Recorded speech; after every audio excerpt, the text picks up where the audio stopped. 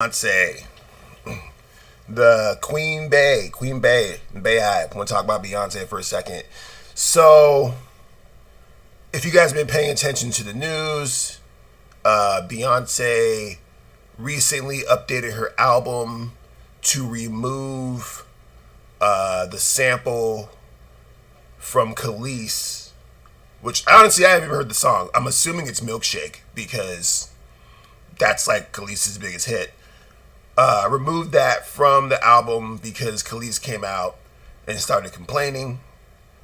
As a result, the sample, I guess they just reworked it with the sample no longer in the song, and Khalees missed out on this bag. There's a couple of things to take away from this, honestly, and honestly, I really think that Beyonce should not have done this.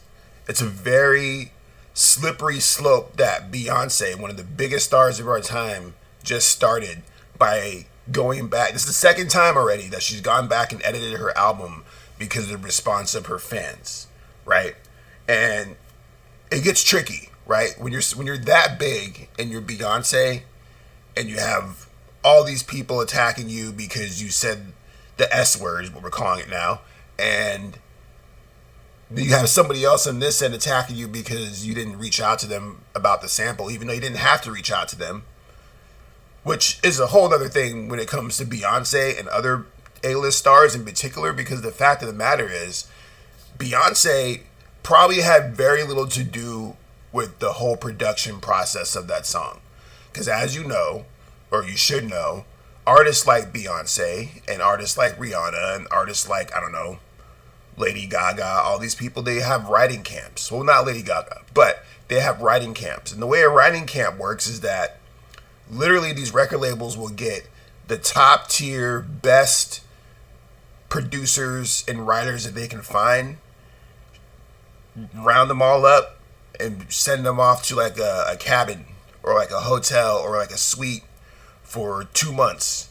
And during that 2 months, they're sitting there and they're writing Beyonce songs. And then at some point in time, Beyonce pulls up to the camp or the songs are sent to her.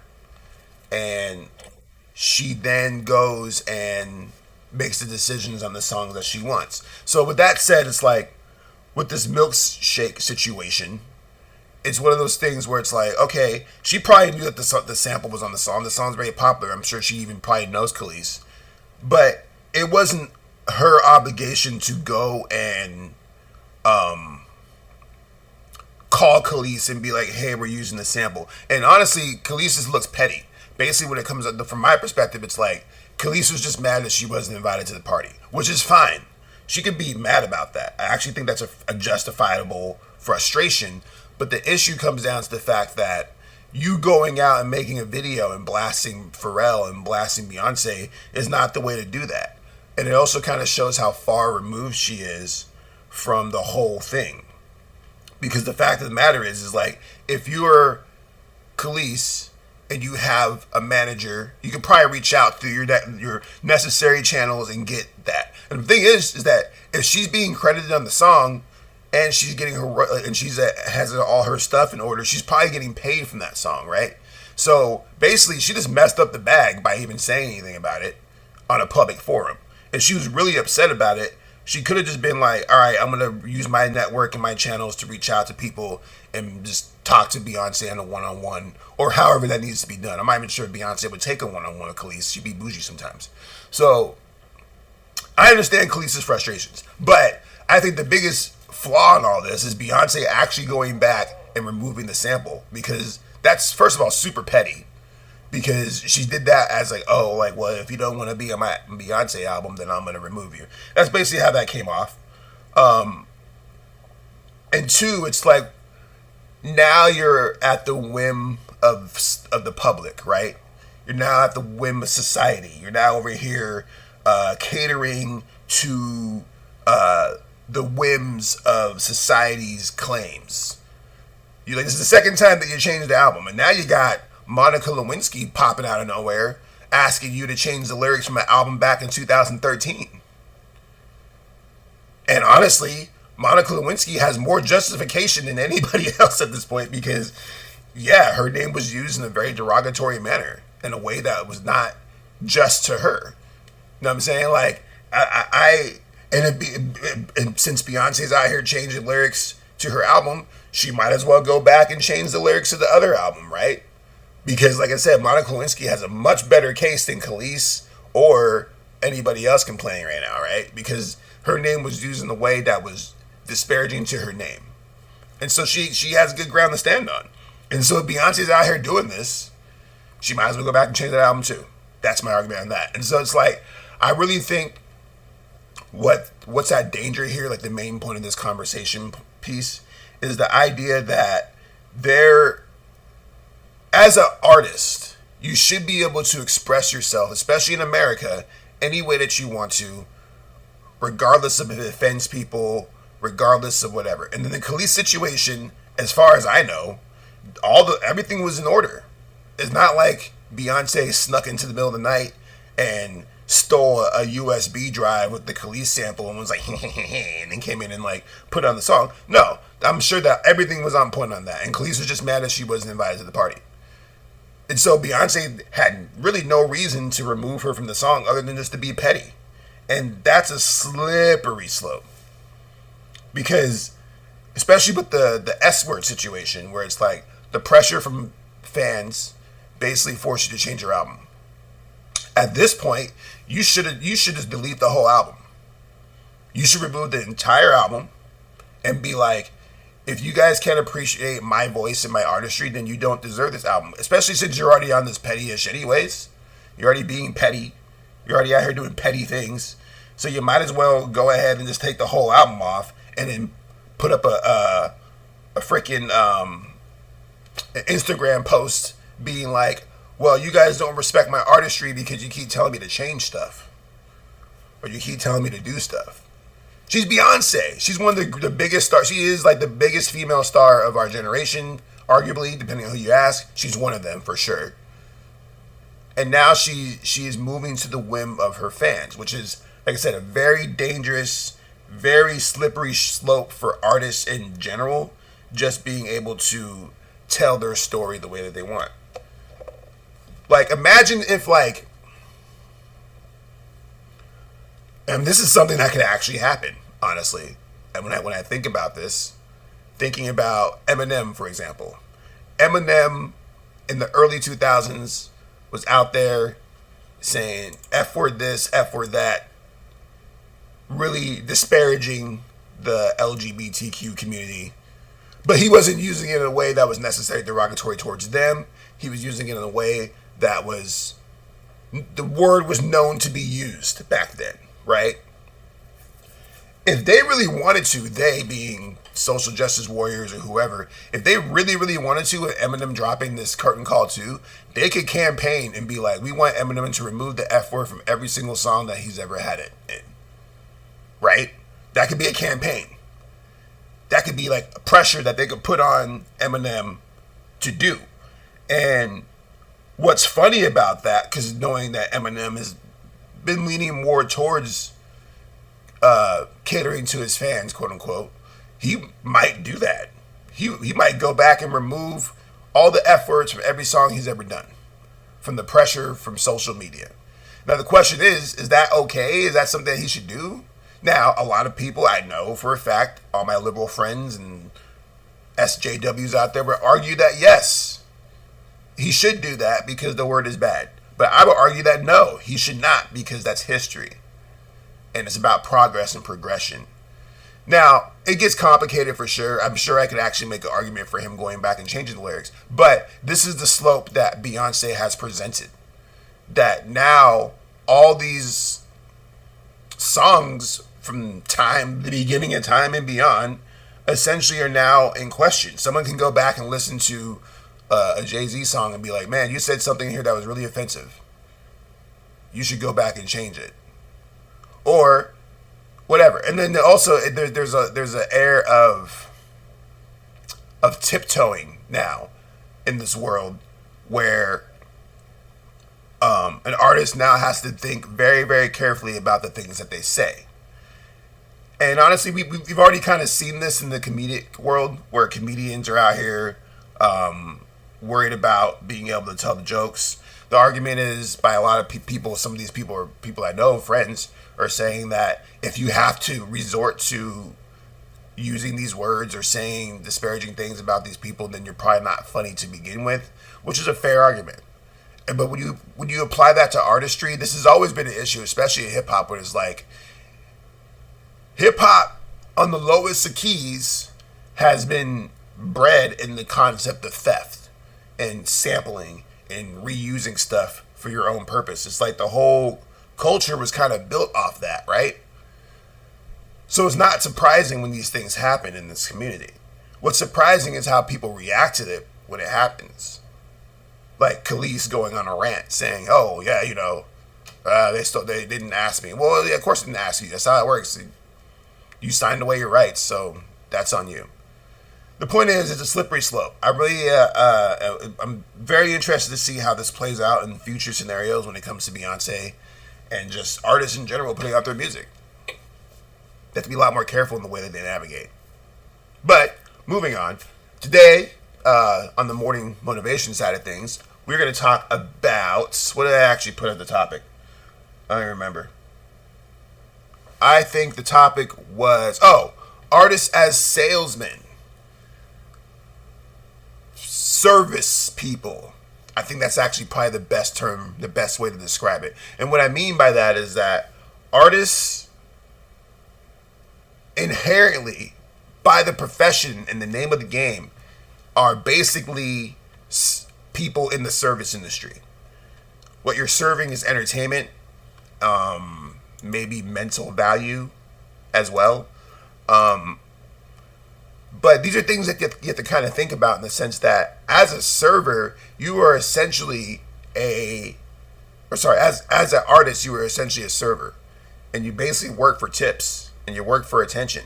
And all my server people out there could probably definitely relate to this in the sense that when you're out there trying to serve a table, it becomes a whole presentation. Some of you maybe may even follow a script or follow like a blueprint or like a thing in your head. It's very similar to when you're an artist and you're out there trying to get people to listen to your music. You have to have a pitch. You have to approach the table and be like, "Hi, I'm Jaron, and welcome to my world, and these are the specials that we have." And then you got to sell those specials to make them be like, "Oh, I want to try that special." The special, of course, in this metaphor is your work. And I think what the most interesting thing about this concept is the fact that a lot of artists are afraid to serve a table, quote unquote. And this might even be like, on a metaphorical speaking, like the example I can give would be like when an artist does a show, right? And they're performing on stage, they're doing their thing, they're rapping, they're doing the rap hands, they're doing their thing, and then they get off stage and they immediately go outside. They immediately go outside and they go smoke a cigarette or go smoke weed, and they don't serve the people after that. They don't go shake the hands. They don't go try to push the CDs. They don't go try to push the merch. They just like basically just walk away, right? Because they're not in tune with the marketing / service side of the industry.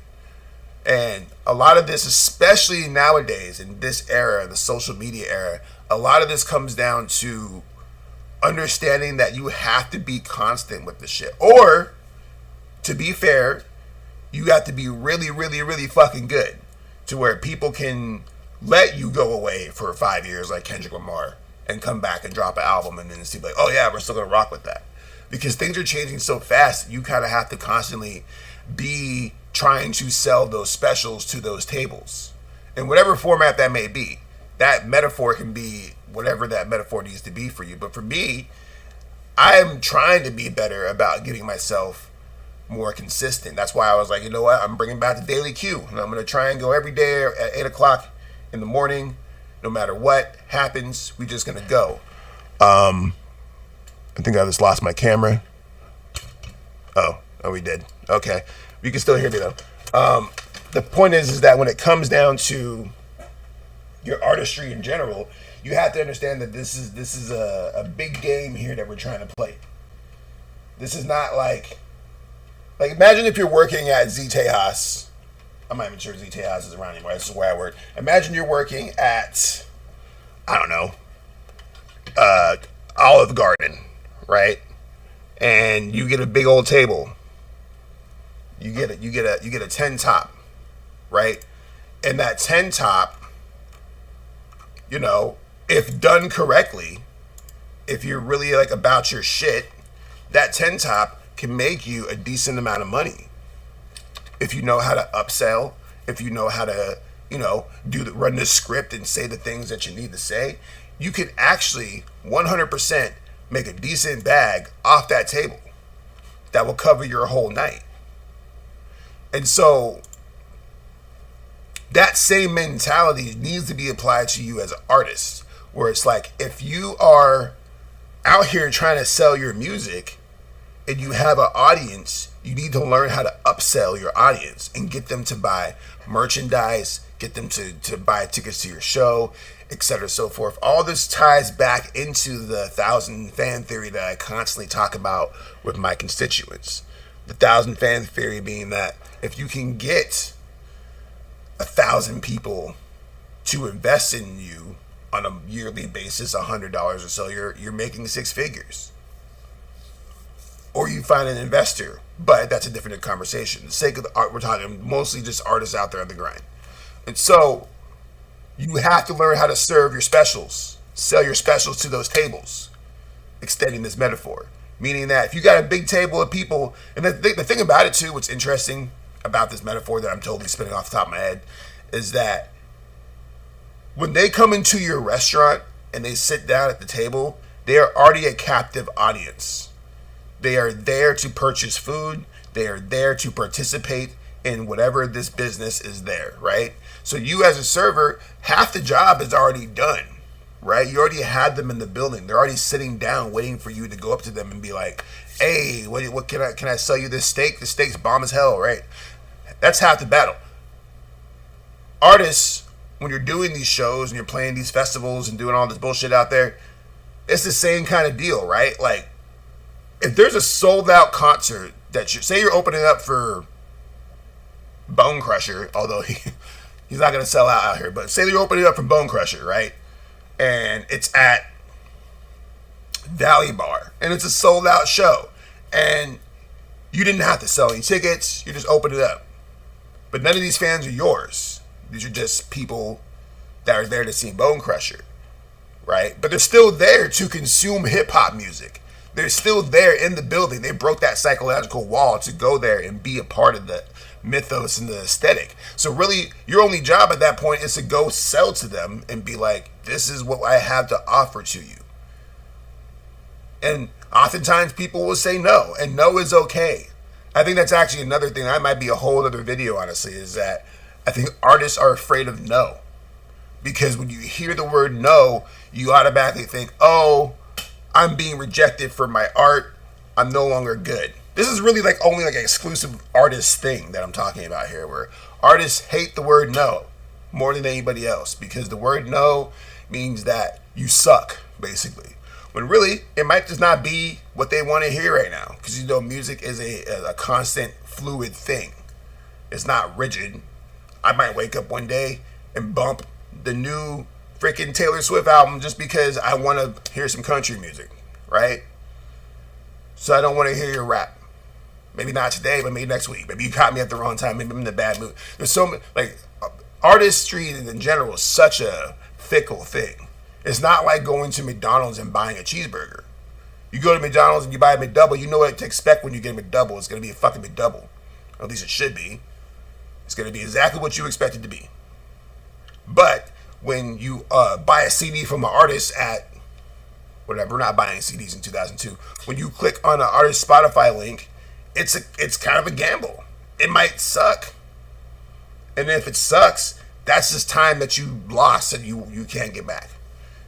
And so that's the fear that artists have, where it's like, oh, I'm so afraid to push it because they might say no, and then I feel bad about my artistry because they think I suck. And then so what? There's 7 billion people out there. Someone's gonna like your music. It's up to you to go find them. That's where the effort is. That's where the time comes into the marketing and all the bullshit that you have to do as artists. But that's for another conversation. I appreciate you all watching the Daily Q. We will catch you all soon, tomorrow, hopefully with another video. Let me know what you think about Beyonce and all the stuff I said in the comments. And make sure you guys check out the Quasar Cult, because we out here doing it big. Peace out. Love you all. Stay safe.